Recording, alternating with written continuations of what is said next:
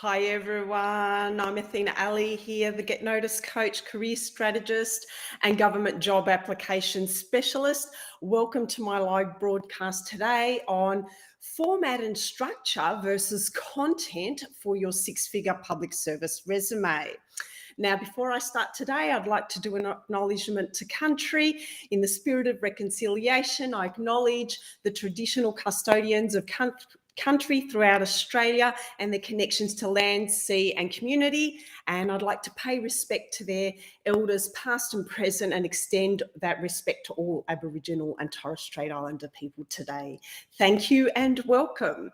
Now, in this weekly live, let's look at the importance of the format and structure versus the content for your resume.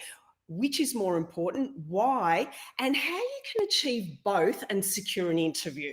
Okay, now if you're here live, say hi in the comments below, and if you're watching the replay, please use hashtag replay in the comments. You can also view this on my YouTube channel. If for some reason you lose connection on LinkedIn or you prefer YouTube, I'll add a link down below at the end of the comments if you'd like to subscribe to my channel as well. Now, let's talk about content versus the format and the structure of your resume. So which one is the most important? Well, arguably, I guess in considering this, there are two things recruiters and hiring managers care about when they're scanning resumes. Okay. And that is one, that it's easy for them to find what they're looking for. And two, when they do find what they're looking for, they want it to wow them, because when you wow them, you're making it really easy for them to find somebody. Because the one thing recruitment managers and hiring managers, it's their job to look for the perfect candidate. And the easier you can make that for them, the more likely they're going to want to interview you over somebody else. Now, arguably, I'd say content is the most important thing about your resume, because without relevant content, you won't get selected for an interview. So content really needs to be relevant. So it needs to be tailored to the job, to the organization. It needs to show how your values and theirs match. And it also, when you're looking at senior level roles, you also need to continue and make your branding consistent through your resume. Your content also needs to be recent. I still see a lot of resumes of people who are going for senior positions who are giving information in their resumes that's quite old. And particularly when you're a professional in your field and perhaps you're licensed to do your job, for example, if you're a doctor or a nurse or anything like that, it's already assumed you've done all that training. And so you don't need to put all those old things in your resume. It's assumed that if you have that certification, that license or that qualification, that you've done all the groundwork. So you don't need to put that in your resume. It also then becomes irrelevant, because when you're going for a more senior role, it's not about the training you did, it's about how you can lead an organization. So that sort of training really isn't relevant to your current role. Content needs to also be succinct. Okay, it needs to be short and punchy, and we need not to see really, really long bullet points. Bullet points need to be just that, short, sharp, and to the point.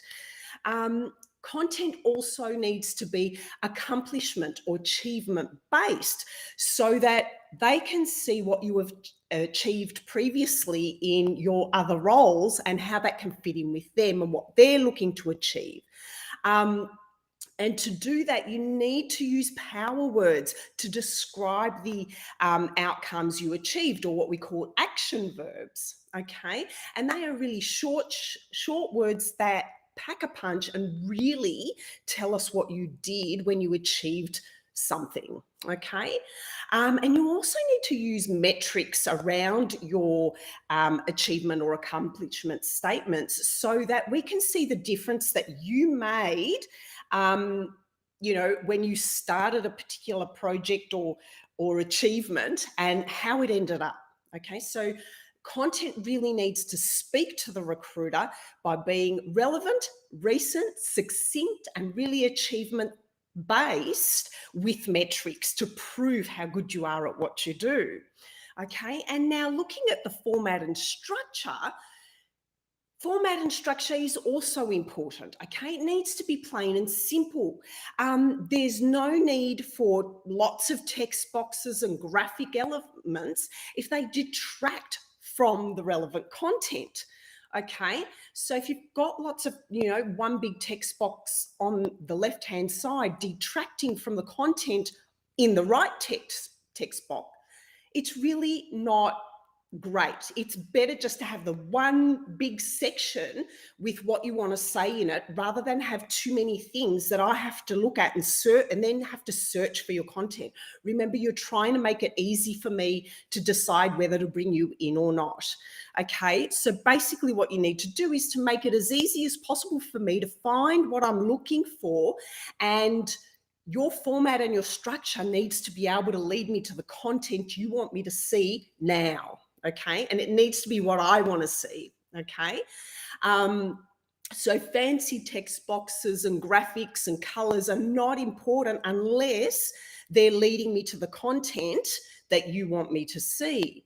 Okay, and you often hear that recruiters only have about 6 seconds or so before they get distracted and start looking at other resumes. So you want to be able to make that impact really quickly with your format and structure.